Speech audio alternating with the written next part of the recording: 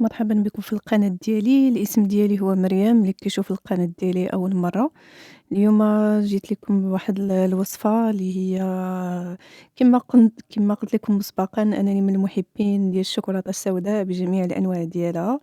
واليوم كنقترح عليكم تجربوا هذه الوصفة اللي كتقدم في أطباق فردية اللي غتكون جد رائعة وما كتطلبش بزاف ديال المقادير. المكونات غتكون كالتالي: اول شيء غنحتاجوه هي 120 ملل من زيت نباتيه. غنحتاجو ل 220 غرام من دقيق مخصص للحلويات. ثالث مكون هو 100 ملل من الماء، والماء هنايا خاصو يكون دافئ، ما الحراره ديالو ما تكونش مرتفعه، ما يكونش ساخن وما يكونش بارد. غنحتاجو نصف ملعقه شاي من بيكين صودا ولا بيكربونات الصودا. غنحتاجو 60 غرام ولا نصف كوب من بودرة الكاكاو الخام الغير محلى.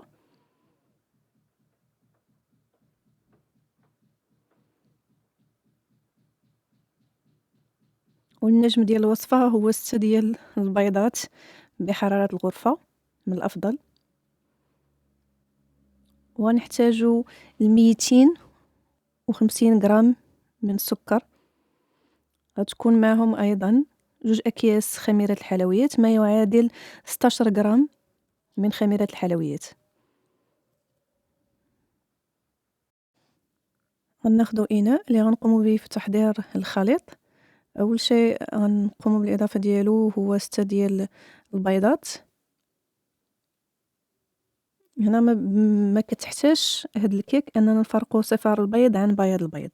غنضيفو السكر وغنستخدمو هنايا في هاد المرحلة الضرب الكهربائي، حيت خاصنا نحصلو على واحد القوام ديال البيض اللي يكون أصفر شاحب.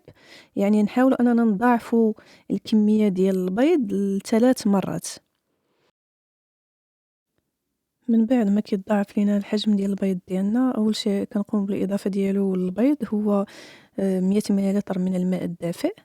غنضربو تقريبا الخليط واحد المدة ديال دقيقة كافية، ومن ثم نقوم بالإضافة ديال الزيت. هنا زيت نباتي من الأفضل عباد الشمس أو زيت الذرة. وغنقوم تضريب الخليط لمدة 4 دقائق. هنا كتجي المرحلة ديال إضافة المكونات الجافة. غناخد منخل غربال وغنضيف ليه المكونات الجافة اللي عندي اللي هي الدقيق، بيكين صودا، بيكين باودر، خميرة الحلويات، بيكربونات الصودا والكاكاو. هنا راه مخلطة عندي خميرة الحلويات مع بيكربونات الصودا.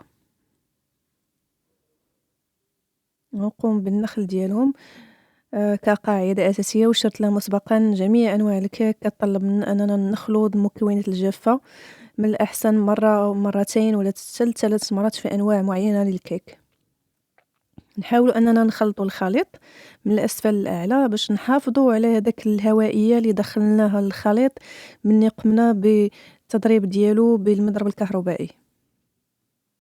غنكمل بنفس الطريقة حتى نتأكد بأن جميع المكونات الجافة ديالي اندمجات ليا مع الخليط. كما كتلاحظوا هنا هذا هو القوام ديال الكيك. ما تخافوش إلا بان لكم أن القوام سائل، راه هذا هو اللي كيعطي لهاد الكيك ديال كيعطي هذاك القوام الهش والرطب ديالها. هنا هادو هما لي مول اللي اقترحت انني اليوم عليكم انني ندير فيهم هاد الوصفه ديال الشوكولاته. هما دي مول اللي كيجيو باشكال مختلفه وانواع مختلفه. انا عجبوني اخر مره كنت في واحد المحل خديتهم. كنظن بان الفكره ديال تقديم الكيك في هاد الاطباق فرديه هي فكره عمليه وفي نفس الوقت هي فكره جميله. كتعطيني إمكانية ديال أننا هاد الكيك نحتفظوا به مقسّم الأجزاء، والصوص ممكن حتى هي نحتفظوا بها ونقوموا بالإضافة ديالها. وممكن أننا ناخدوهم معنا للعمل، ممكن نعطيهم الوليدات الصغار ديالنا يديوهم معاهم في الlunch box، يرافقوا الوجبات ديال الغداء ديالهم. غادي نقوم بملء الأطباق الفردية. ديالي، ونحاول أنني نملأهم بطريقة متساوية، ما نعمرهمش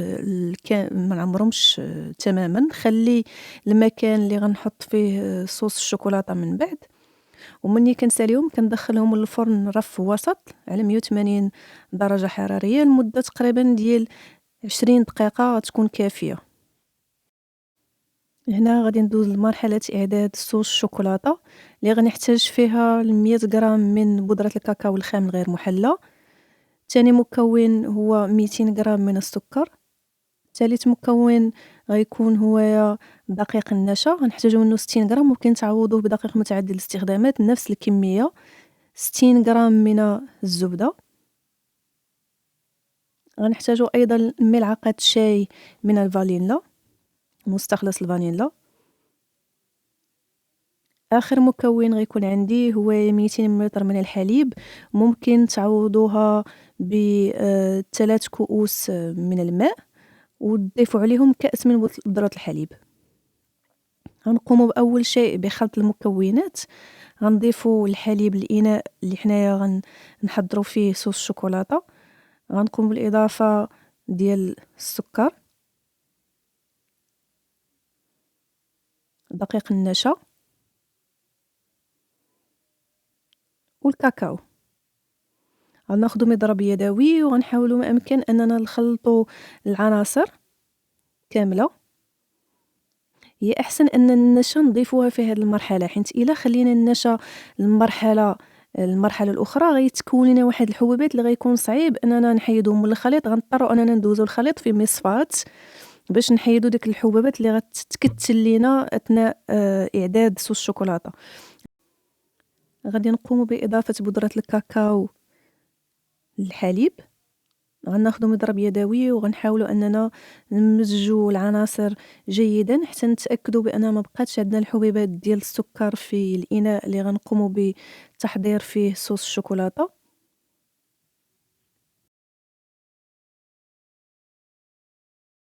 غادي نقوموا بوضع الخليط ديالنا فوق النار على درجة حرارة متوسطة حتى يوصل درجة الغليان ويذوب لينا بودرة الكاكاو في الخليط، وغنقوموا بالإزالة ديالو. هنايا قمت بالإزالة ديالو وغنضيف ليه ملعقة شاي من مستخلص الفانيلا، وغنضيف ليه 60 غرام من الزبدة، وغنخلط العناصر ديالي جيدا. هذه طريقة واحدة من بين العديد من الطرق اللي كنقوم بتحضير بها صوص الشوكولاتة. صوص الشوكولاتة الأصلية كتحضر بالشوكولاتة السوداء وكتحضر بالقشدة الطرية. هذه طريقة بسيطة وطريقة غير مكلفة لصناعة صوص الشوكولاتة، وممكن ترافق بزاف ديال الأطباق ديالكم ديال الكيك وحلويات أخرى.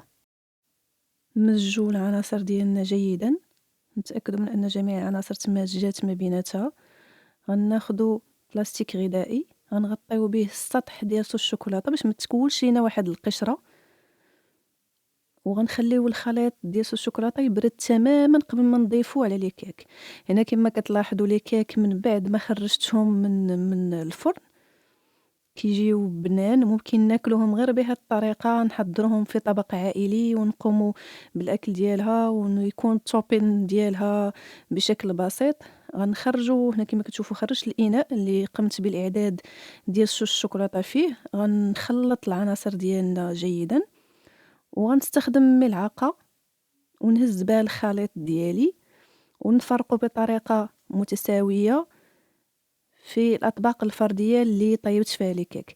هنا ممكن تضيفوا أي إضافة، ممكن تضيفوا الكراميل، ممكن تضيفوا بودرة الكوك. أنا هنايا كان عندي القليل من اللوز ضفتو على الأوجه ديال الأطباق الفردية ديالي.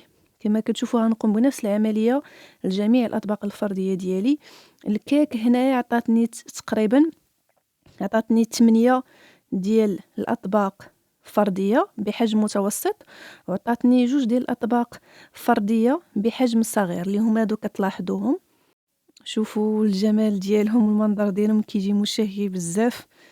اللوز المقرمش من الفوق وصوص الشوكولاتة والكيك اللي من التحت اللي رطب وهش. ما يمكنش نساليو الحلقة بدون ما نقوموا بالتذوق. كنتمنى لو كنتو معايا وكنتو ذقتو هاد الكيك كنتو غتعرفوا بأنه من بين أحسن لي كيك اللي ممكن تجربوهم بساط. ما كيكلفوش بزاف ديال المصاريف باش نقوم بالتحضير ديالهم. اللي كيشوف الفيديو ديالي لأول مرة ما تنساوش الاشتراك في القناة ديالي، وكنتظر التعليقات ديالكم ونتسناكم في فيديو جديد مع وصفة جديدة إن شاء الله.